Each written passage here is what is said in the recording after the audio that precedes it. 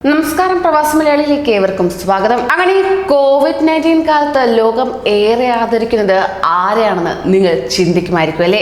എന്നാൽ ഈ ചോദ്യം ഉയരുമ്പോൾ തന്നെ സംശയമില്ലാതെ നമ്മൾ പറയും, ആരോഗ്യ മേഖലയിൽ ഒരു ജീവനും അണയാതിരിക്കാൻ കാവൽക്കാരെ പോലെ ഉറക്കമുളയ്ക്കുന്ന നമ്മുടെ ഡോക്ടർമാർ, നേഴ്സുമാർ എന്നിവരെ തന്നെ. ഒരു രോഗിയുടെ അവസാന നിമിഷങ്ങൾക്ക് വരെ സാക്ഷിയാകേണ്ടി വരുന്ന നേഴ്സുമാരുടെ ഒന്നിലധികം കണ്ണീർ കലർന്ന ദൃശ്യങ്ങൾ നമ്മൾ ഒത്തിരിയേറെ കണ്ടു കഴിഞ്ഞു. ഒത്തിരിയേറെ ദൃശ്യങ്ങൾ ഇതിനോടൊപ്പം തന്നെ സമൂഹ മാധ്യമങ്ങളിൽ വൈറലായി കഴിഞ്ഞിരുന്നു. എന്നിങ്ങനെ കൊറോണ ഒത്തിരിയേറെ സ്ഥിരീകരിച്ച ഈ നഗരങ്ങൾ നമ്മൾ മറക്കരുത്. ഇവിടെ നിന്നുള്ള നേഴ്സുമാരുടെയും ഡോക്ടർമാരുടെയും ദൃശ്യങ്ങൾ നമ്മളെ ഏറെ കരളലിയിപ്പിച്ചിരുന്നു. അനുഭവങ്ങളുടെ വറവ് ചട്ടിയിൽ നിന്നവർ മനുഷ്യരോട് അഭ്യർത്ഥിച്ചു, നിങ്ങൾ ഒരിക്കലും പുറത്തിറങ്ങരുത്, വീട്ടിൽ കഴിയൂ എന്ന്. ലോകത്തിന്റെ നാനാദിക്കുകളിൽ നിന്നും പ്രകമ്പനമാകുന്ന അവരുടെ സങ്കടസ്വരത്തിന് ലോകത്തിന്റെ പ്രതികരണം എങ്ങനെ എന്നതിന് അനുസരിച്ചായിരിക്കും കൊറോണ വൈറസിന്റെ ഭാവി നിശ്ചയിക്കാൻ പോകുന്നത്. UAE ഇതാ ഹസ അൽ ഷഹിയും മനസ്സ് തുറക്കുകയാണ്.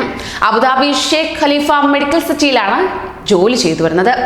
രാജ്യത്തെ പ്രതിരോധിക്കുന്നതിൽ മുന്നണി പോരാളികളെന്ന് ഭരണാധികാരികൾ വിശേഷിപ്പിച്ച അനേകം ജയ്ഷുൽ അബിയദിൽ ഒരാൾ, അതായത് വെള്ളപ്പട്ടാളം, അബുദാബി ഷേഖ് ഖലീഫ മെഡിക്കൽ സിറ്റിയിലാണ് ജോലി ചെയ്തിരുന്നത്. രാജ്യത്തെ പ്രതിരോധിക്കുന്നതിൽ മുന്നണി പോരാളികളെന്ന് ഭരണാധികാരികൾ വിശേഷിപ്പിച്ച അനേകം ജയ്ഷുൽ അബിയദിൽ, അതായത് വെള്ളപ്പട്ടാളം, അതിൽ ഒരാൾ മാത്രമാണ് ഹസ. ഹസ തന്റെ മക്കളെ കണ്ടിട്ട് മാസം 1 കഴിഞ്ഞു. കുട്ടികളെ കുടുംബങ്ങളെ ഏൽപ്പിച്ച് രോഗികൾക്കായി ആശുപത്രിയിൽ കഴിയുന്നു.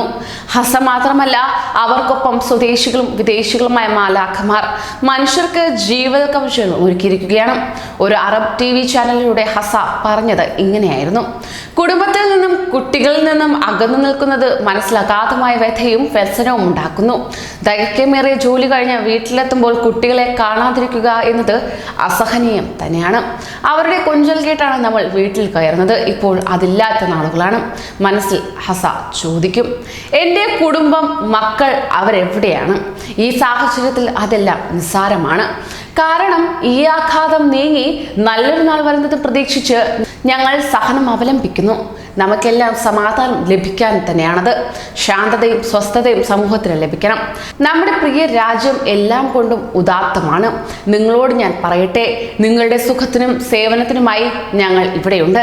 എൻ്റെ മക്കളെ പോലെ തന്നെയാണ് മറ്റ് മനുഷ്യരുടെയും മക്കൾ. എല്ലാവരും സുരക്ഷിതരായിരിക്കാൻ ദൈവത്തോട് പ്രാർത്ഥിക്കുന്നു. അങ്ങനെ സങ്കടം പുഞ്ചിരിയിലേക്ക് തിരിച്ചുവിട്ടാണ് ഹസ തന്റെ വാചകങ്ങൾ തുന്നിച്ചേർത്തത്. ലോകത്തുള്ള മുഴുവൻ ആതുരാലയങ്ങളിലും രാപ്പകൽ പിടഞ്ഞുകൊണ്ടിരിക്കുന്ന നേഴ്സുമാരുടെ മനോവികാരമാണ് ഹസയും പങ്കുവച്ചത്. അവരിൽ ഒരാൾ മാത്രമാണ് ഹസ.